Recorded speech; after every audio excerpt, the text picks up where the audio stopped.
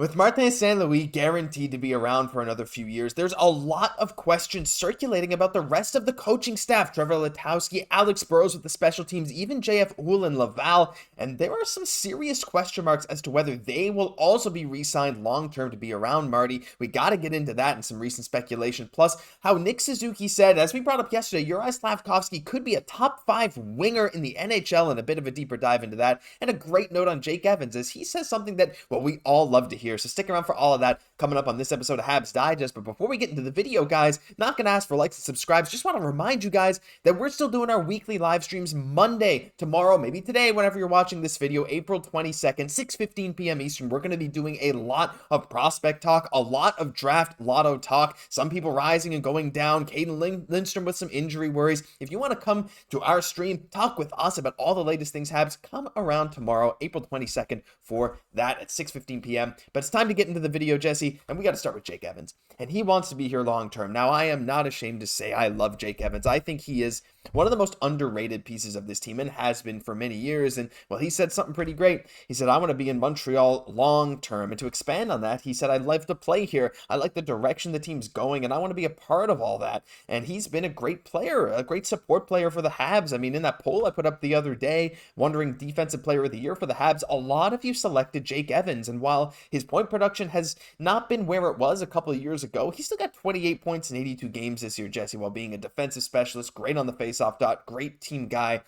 He has 1 year left at basically this upcoming season at $1.7 million. I would love for the Habs to ink him to a nice 3, 4, maybe 5-year deal at a decent price tag just to keep him around. Yeah, for sure. Even though we maybe want a little bit more of those offensive numbers, he is such an important part of this team all the same. Again, kind of really fitting that culture. Mm-hmm. Getting to 27, getting a little bit older, but again, a little bit of that vet experience while still not being, super, super old, I think is welcome on this team. I think really kind of fits the window really well. But to get an idea of how important Jake Evans is to this team, he was 4th on the Montreal Canadiens in ice time this year, behind the top line, behind Cole, behind Nick, behind Uri, right? So absolutely just so valuable being able to play in all 82 games this year, right? But we know he's a PK specialist at this point, right? And as we look to really improve, I could see him in the way that he plays being an important part of this, right? He really plays a defensive responsible game. He's great on those draws that seem shorthanded, especially, right? And he set it as a goal for this team that for next year, they want to be a top 10 penalty kill in the entire league, which I think is great. You have to be setting these sort of aspirations because for the Habs to take up the next step next year is their penalty kill is going to need to get better. The power play is going to need to continue to evolve as well. So I'd very much like to see Jake Evans be a part of that. Would love it too. And he is the ideal 4th line player, a guy that can get you 25, 30 points, being out there all the time in any situation you need him to be in. He'll be that guy, and he's never going to be a player that costs too much money. You lock him up for $3 to $4 million a year. Maybe he won't even cost that much. You never really know. Maybe around 3, but to the cap going up 2, these contracts are going to look better and better as the years go on. I'm just super glad to hear he wants to be around long term. He is a guy that I would love to retire as a Montreal Canadian. You keep him there in that bottom 6, play that penalty kill role. He is perfect. Leave some Jake Evans love down below because I know we all appreciate everything he does for this team. But I want to move on to Juraj Slafkovsky, Jesse. Now, this is a quote that we brought up in yesterday's video, but we didn't really expand on it too much. And I wanted to take a little moment to see how feasible this is. Just to remind you guys, this is something Nick Suzuki said on Juraj Slafkovsky recently. He said, once the 3 of us got together, him, Caufield, and Slafkovsky, he really took off. He's amazing. He needed a boost of confidence, but he tops it all off by saying he told Arber and Basu that he's going to be a top 5 winger in the league. We'll get him there. Now, Jesse, I'm going to name a few wingers in the NHL for you right now, okay? We got the likes of Nikita Kucherov. We got the likes of Matthew Tkachuk, Kirill Kaprizov, Artemi Panarin, Mitch Marner, Mikko Rantanen, David Pastrnak. When we're talking, that's about, I think, 6 or 7? Can Slav get to that level of winger, that type of 100-point guy, that type of superstar who drives a team? Is it possible for Slav to reach that top 5 echelon as a winger? Because while I'm not, my immediate reaction is maybe not absolutely yes, my reaction is definitely not no chance. It's possible that it happens. He's still very young in his career. If we just look at the numbers, he's tracking above Mikko Rantanen at this point in his career, right? More points than Jack Hughes, for his first 100 games in the NHL. Like, we're talking about elite players in the NHL. There is numbers to really back that up. Now, obviously, that's a big ask, but you have to feel like Nick and Cole are going to be a big part of that. He can get to that top 5. It's going to be very much because we're going to get him there. You know, they're going to give him that support. And you have to feel like as that chemistry continues to develop, like, I think he can be a top 5 winger in the league.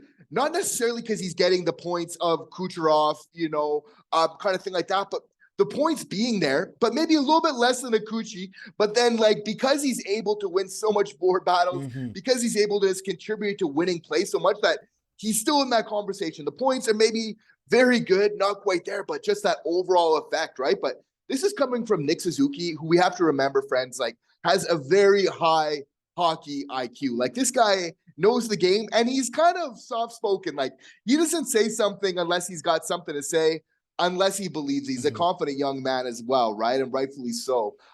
So, I mean, this is big, but again, like, this is the aspirations where we need to be setting our goals to, right? Like, Slaf, like, very much his career is intertwined with the Montreal Canadiens. And if he can take that to this top 5 level, then there's no cap on where this team can really go from there. So we can't underline enough how important, how fundamental this continued development is for him. Every cup winning team needs that kind of level of superstar. And hey, whether he gets that 80, 90, 100 point mark some season is yet to be seen. Some people saying he'll cap out 60, 70. Some people saying maybe higher. Who knows at this point? It's all speculation. But what I will say is I think his potential is incredibly high. With his second half of the season this year, what he's done at 19 years old, plus his defensive upside that he really showed flashes of brilliance at moments with his ability to knock the puck away from very skilled players, plus just his size, using his body more and more. I think we'll see a true star on our hands. Top 5, yet to be seen. It's very hard to get into the top 5 of all the wingers in the NHL, but hey, I'm not going to say it's impossible.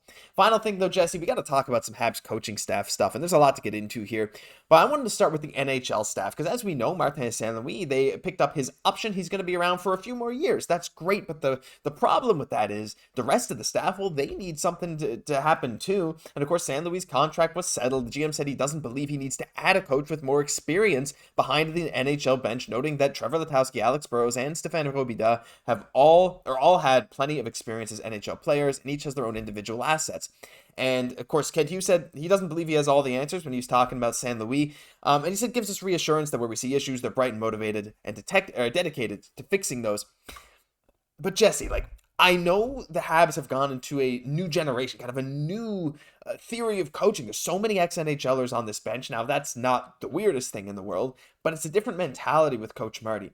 Do you think the reason that they're saying they don't need another veteran to come in is because they trust this core, this kind of new generation of Habs coaching as a group to push things forward? Because I know we've had a lot of question marks, especially around our special teams with Alex Burrows, though I will say power play and PK did seem to pick up a bit near the end of the season. Yes, absolutely it is. And the reason for that is because they really want Marty St. Louis. He's the leader of this team. And I feel like bringing a veteran coach, it might kind of sway those dynamics a little bit, even though they'd still be an assistant. They know that very much this is Marty's team. He's taken it under his wing, even with the development of a lot of key players. He said the assistant coach is like, back off. I'm taking care of this guy in a loving way. We know Marty's full of positivity and everything else like that, but he's really taking ownership of this team. I think rightfully so. For him to have his vision early on while we're still kind of sculpting this team, it's so important that really he has the free reign to really make those decisions.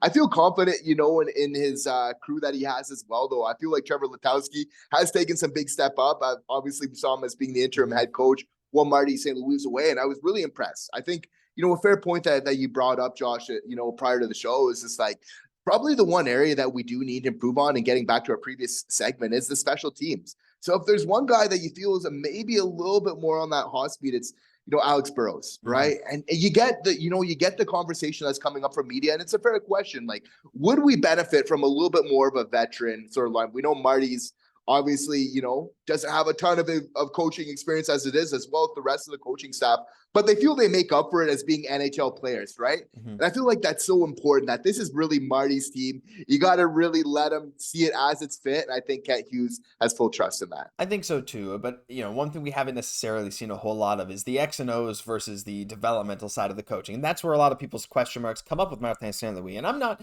ready to make a decision one way or the other, because we haven't seen the Habs in true competitive games where we really need to see tons of X and O's go into place. honestly, I can't complain yet, right? But that is, for better or for worse, that is where Montreal maybe could improve, bringing in a veteran coach who knows the ins and outs of the coaching systems in the NHL. But let us know your thoughts about these guys down below. I think I'm cool running these guys back, especially for this point now. If it turns out in the future the Habs just can't quite get over that hump, maybe we make changes then, but for now I don't see a reason to.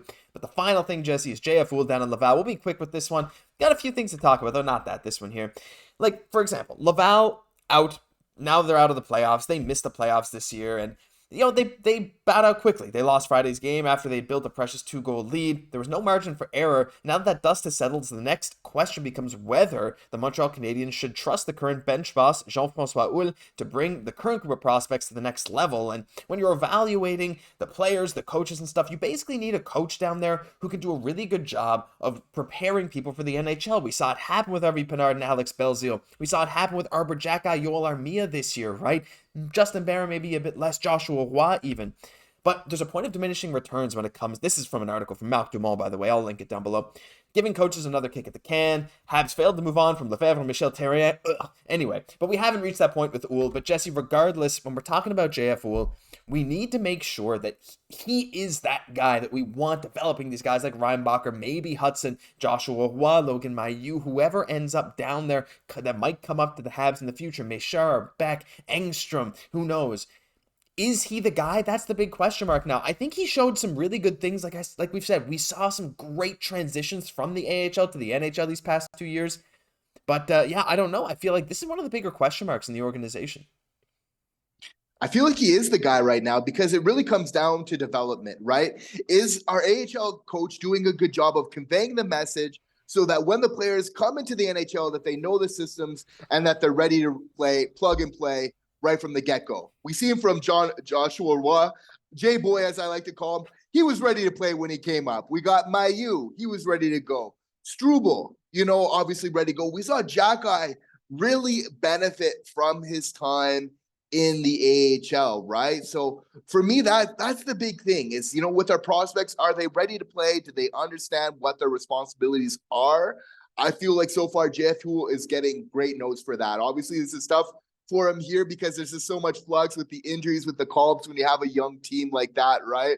But it's all about that younger generation really getting them ready. Even Barron was able to benefit. Obviously, Armia came back, rejuvenated. Obviously, a couple factors into that, but you have to feel like you want to get some continuity. You don't want to be changing it around all the time. I feel like pretty comfortable with the coaching staff that we have in Montreal, but also with the AHL right now, just to get us to that next stage of our rebuild. Yeah, and that's what their job is, and I think they've done a good job, but what do you guys think down below? Should there be some change? I know there are some people who always leave comments thinking that even Martin St. Louis' job shouldn't be safe. We're definitely not one of those people, but I'd love to hear all your thoughts about all these potential things down below. But for now, that'll do it for this episode of Habs Digest. If you enjoyed, leave a like, comment, subscribe to the channel, guys. You guys have been showing incredible support, and we very, very much appreciate it.